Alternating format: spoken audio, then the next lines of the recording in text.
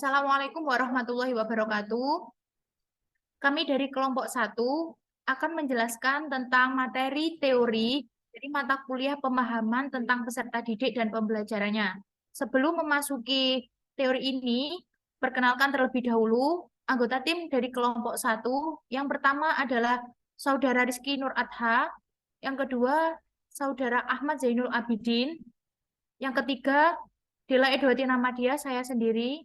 Yang keempat, Saudari Eka Aprilia Yulistiarini. Yang kelima, Saudari Miftah Widian Pangestuti. Kelompok kami akan menjelaskan tentang teori belajar. Yang pertama adalah teori behaviorisme, kemudian teori kedua adalah teori kognitif sosial, dan yang ketiga adalah teori konstruktivisme. Materi pertama mengenai teori behaviorisme akan disampaikan oleh Saudari Miftah. Kepada Saudari Miftah, disilahkan. Terima kasih Mbak Della. Di sini saya akan menjelaskan tentang teori behaviorisme, yaitu menekankan kepada aliran tingkah laku. Teori behaviorisme adalah proses perubahan tingkah laku sebagai akibat dari interaksi antara stimulus dan respons atau pengalaman belajar. Di sini saya mengambil salah satu dari tokoh yang mengawali teori ini, yaitu Pavlov pada tahun 1927 yang terkenal dengan classical conditioning. Apa itu yang dimaksud dengan conditional conditioning? Yaitu adalah pengkondisian klasik yang menggambarkan proses pembelajaran melalui asosiasi stimulus dari lingkungan dan bersifat alami. Di sini sudah ada ilustrasinya. Ada seekor anjing yang diberikan stimulus tulang, dan dia akan mengeluarkan air liurnya. Di tindakan yang kedua, anjing akan diberikan stimulus berupa bel. Ketika dibunyikan, dia tidak akan memberikan respon apapun. Nah, di tindakan yang ketiga, kita akan menggabungkan antara bel dan tulang. Lambat laun, si anjing ini akan mengeluarkan air liur sebagai respon karena ada tulang yang bersamaan dengan bel. Di tindakan yang terakhir, kita akan menghilangkan satu stimulus, yaitu tulangnya. Lalu kita akan memberikan bel itu sendiri. Ternyata anjing akan mengeluarkan air liurnya, tetap akan mengeluarkan air liurnya. Bagaimana ilustrasi ini digambarkan atau diterapkan di dalam kelas? Saya coba ke teks tanggapan yang ada di kelas 7 dengan kurikulum Merdeka. Komentar kritik terhadap cara berpakaian siswa diberikan oleh guru, dan siswa akan meresponnya sebagai pembelaan diri. Di tindakan yang kedua, guru akan memberikan komentar baik terhadap cara berpakaian siswa. Kalau yang tadi kita menggunakan komentar kritik, sekarang menggunakan komentar baik. Biasanya siswa tidak akan memberikan respon karena dia merasa, oh aku udah bagus. Kemudian di tindakan yang ketiga, kita akan memberikan komentar baik yang diselingi dengan kritik terhadap cara berpakaian siswa. Nah, siswa akan memberikan respon sebagai bentuk apresiasi penilaian diri.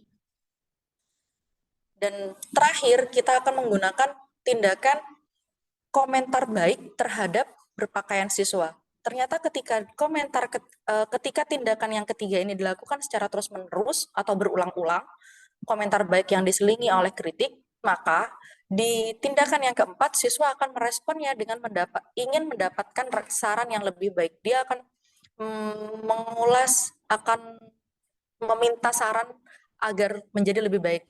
Nah, di teks tanggapan, kita akan membuat siswa terbiasa memberikan tanggapan dengan pola pikir kritis meski dihadapkan dengan topik positif. Jadi pengalaman dia untuk mengkritik itu tidak hanya berhenti di topik yang negatif saja. Begitu. Terima kasih Mbak Della. Selanjutnya, teori kognitif sosial akan disampaikan oleh Saudari April. Kepada Saudari April, dipersilahkan. Yang kedua, teori kognitif sosial. Teori kognitif sosial adalah teori yang secara garis besar kinerjanya adalah memengaruhi dan mengubah perilaku peserta didik. Saya mengambil salah satu tokoh yang mengemukakan tentang kognitif sosial, yaitu Bandura. Bandura berpendapat bahwa kontribusi pembelajaran kognitif sosial lebih kepada metode individu di dalam mendapatkan pembelajaran menggunakan kemampuan kognitif yang dimiliki individu dalam belajar sosial atau dari lingkungan, sehingga dapat memengaruhi dan mengubah perilaku individu. Kemudian pendapatnya yang kedua, dalam bukunya Sentrok mengatakan bahwa ketika siswa melakukan proses belajar, siswa diharapkan mampu mempresentasikan atau mentransformasikan pengalaman belajar yang telah didapatkannya. Hal ini disebut dengan siswa belajar secara kognitif. Dari dua pendapat Bandura tersebut dapat disimpulkan bahwa peserta didik itu diandaikan sebagai seorang individu yang dia bisa meniru atau mempraktikkan sesuatu yang ada di lingkungannya. Jadi atau meniru teman-teman yang ada di lingkungannya. Atau kalau misalnya di lingkungan rumah, dia meniru kegiatan orang tuanya yang ada di rumah. Baik, untuk yang akan saya jelaskan yaitu tentang teori kognitif sosial dalam praktik pembelajaran, yaitu saya mengambil contoh itu teks prosedur di kelas 11. Jadi saya mengambil contoh ibu memasak. Dalam lingkungan keluarga tentunya seorang anak itu sering mengamati bagaimana ibu itu memasak. Mulai dari cara menghidupkan kompor, memilih bahan makanan, seperti itu. Untuk langkah yang pertama yaitu mengamati ibu memasak nasi goreng. Setelah mengamati, siswa itu memperoleh informasi. Informasi yang didapat yaitu cara-cara memasak nasi goreng. Kemudian yang ketiga, mengembangkan dengan pemikirannya. Bagaimana saya bisa melakukan hal itu? Kemudian yang keempat, mempraktikkan teks prosedur tersebut karena sudah mengetahui langkah-langkahnya seperti apa, dan siswa itu mempraktikkan cara memasak nasi goreng. Kemudian yang terakhir, mengevaluasi. Siswa itu dapat mengevaluasi dari praktiknya, apakah cara-cara atau langkah-langkah yang sudah diterapkan itu benar atau salah. Seperti itu. Terima kasih dari saya. Untuk materi teori konstruktivisme akan saya jelaskan, yaitu teori ini membangun semangat belajar peserta didik agar meningkatkan kecerdasan.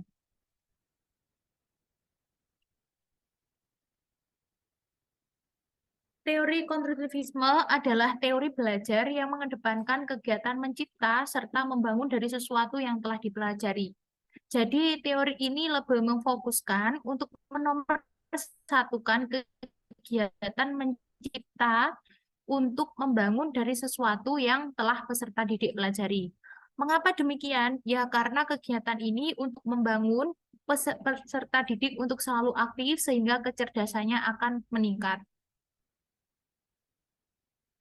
Teori belajar konstruktivisme ini dikembangkan dari teori kognitif yang mempunyai tujuan penggunaan teori ini sebagai berikut, yaitu membantu peserta didik dalam memahami isi dari materi pembelajaran. Jadi peserta didik ini lebih memahami apa yang telah dijelaskan oleh pemateri agar mereka lebih cepat untuk memahami isi dari pelajaran yang mereka pelajari. Kemudian mengasah kemampuan peserta didik untuk selalu bertanya dan mencari solusi atas pertanyaannya. Kemudian untuk meningkatkan pemahaman peserta didik terhadap suatu konsep secara komprehensif dan memicu atau mendorong peserta didik untuk menjadi pemikir yang aktif. Keunggulan teori belajar konstruktivisme yaitu untuk menuntut keaktifan peserta didik untuk menemukan pengetahuan berdasarkan kematangan kognitifnya. Teori belajar ini fokus pada kesuksesan peserta didik terhadap sesuatu yang telah ditugaskan. Kemudian peserta didik itu dituntut untuk berpikir secara sistematis sehingga bisa membangun pengetahuan secara komprehensif. balik kelebihan dari teori ini juga mempunyai kekurangan, yaitu siswa mengkonstruksi pengetahuannya sendiri. Tidak jarang bahwa hasil konstruksi siswa tidak cocok dengan kaidah ilmu pengetahuan sehingga menyebabkan miskom.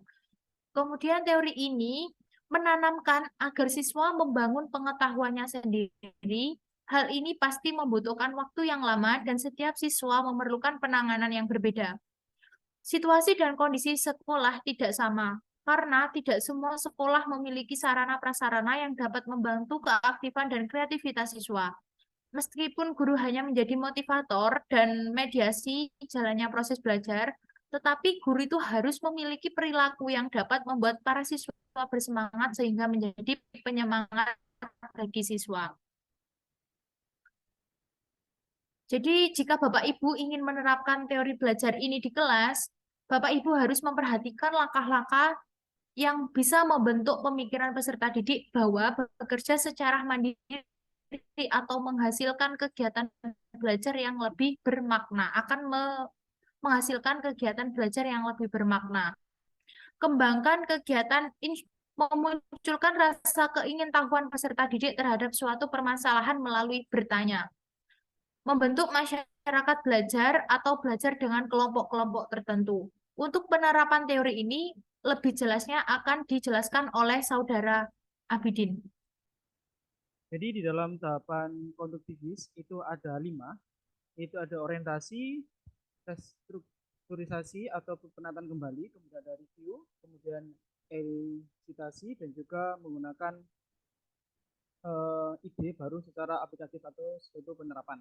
Nah, di dalam orientasi itu ada suatu memberi kesempatan untuk peserta didik dalam melakukan observasi, kemudian ada restrukturisasi, yaitu ada klarifikasi ide, kemudian membangun ide baru, dan juga mengevaluasi ide baru. Di sini ada di mana suatu penanaman ide-ide kreatif. Setelah itu ada review, di mana ada mengaplikasikan pengetahuan dengan gagasan yang ada, ditambah ataupun dirubah.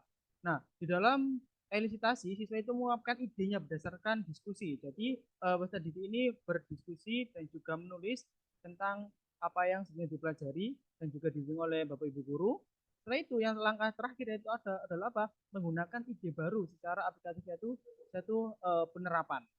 Nah, selanjutnya itu ada praktik di dalam materi.